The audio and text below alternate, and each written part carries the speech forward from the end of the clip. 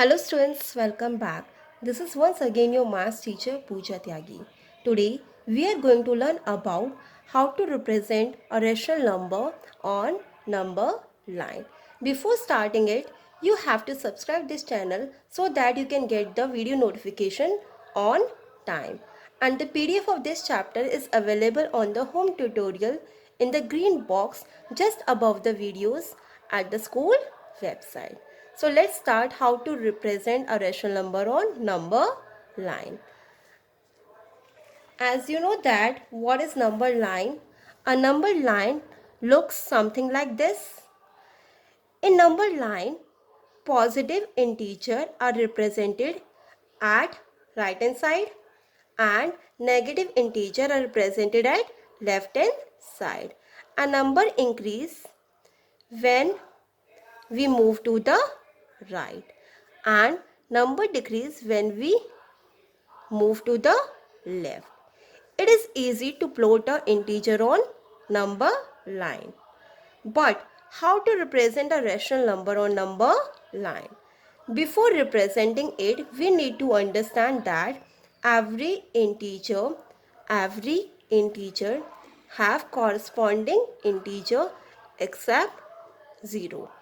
Like integer 1 has its corresponding integer as -1 and 2 has -2 and 3 has corresponding integer as -3. Similarly, every integer has its corresponding positive integers like -1 has 1, -2 has 2, -3 has 3 and so on. Now, we can move further to represent a rational number or number line. We can classify the example into two types. Two types. The first type, the ones in which numerator is less than denominator, and another type in which numerator is greater than denominator. Now look at the first example, 2 by 3. Here numerator is less than denominator. And second example, minus 8 by 3. Here 8 is greater than denominator. And please everyone keep in mind one thing, we can only compare the numerical value of numerator and denominator. For example, if we are plotting this minus 8 by 3, we compare only numerical value. That means we compare 8 by 3, not minus 8 by 3. So let us learn about the first type, when numerator is less than denominator. Now there are some points which you have to keep in your mind. So first point is that if given rational number is positive, then it will be lie right side of a 0. And if the given number is negative, then it will lie on left side of a 0. And the second point is that if the numerator is less than the denominator, the rational number comes between 0 and 1 in the case of positive rational number, and in the case of negative rational number, the rational number comes between 0 and -1. Now we have to plot 2 by 3 on a number line. Now the rational number 2 by 3 will be somewhere between 0 and 1. Now we will divide 0 and 1 into equal parts. But in how many equal parts? We have to divide 0 and 1. The denominator tells us about the number of equal parts. If the denominator is 3, then we will divide into 3 equal parts, 1, 2 and 3. If the denominator is 3, we will divide into 3 equal parts.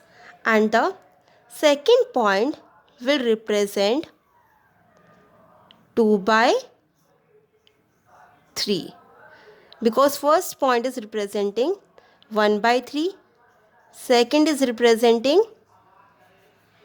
2 by 3, and the third point is representing 3 by 3, which can be simplified to 1, which can be written as 1. When we cancel 3 by 3, we get 1. Okay, have you understood this one? Now look at the another example. Since the given rational number is negative, so it must lie on the left side of a 0, and it's lie between 0 and minus 1. Now, first of all, we need to divide the number line into 3 equal parts. 1, 2 and 3, because denominator is 3. Now, the second point, 1, 2, the second point will represent minus 2 by 3. First is representing minus 1 by 3. Second is representing minus 2 by 3. And third one is representing minus 3 by 3, which can be simplified to minus 1. This will be cancelled by this. So let us do more questions related to this topic. Now we have to plot 5 by 7 on a number line. This is a positive rational number, so it must lie on right side of a 0 and comes between 0 and 1, because numerator is less than denominator. So it comes between 0 and 1.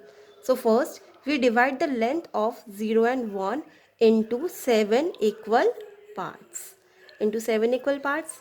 1, 2, 3, 4, 5, 6 and 7. Why we have divided into 7 equal parts? Because denominator is 7. So the fifth part, 1, 2, 3, 4, 5. So fifth part will represent 5 by 7. So fifth part will represent 5 by 7. And the fourth part will represent 4 by 7. Third part will represent 3 by 7. Got it? Now look at the another question. This is a minus 4 by 5. This is a negative rational number, so it must lie on the left side of a 0, and it comes between 0 and minus 1. Now we will divide the length of 0 and minus 1 into how many equal parts? Yes, in 5 equal parts. So let us divide it.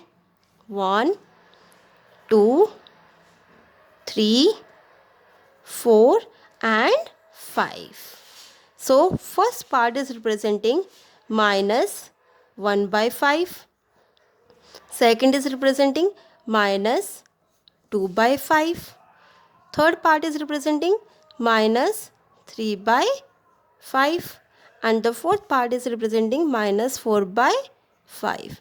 And fifth part is representing minus 5 by 5, which can be simplified to minus 1. So I hope you have understood how to represent a rational number on number line when a numerator is less than denominator. And in the next session we are going to learn how to represent a rational number on number line when numerator is greater than denominator.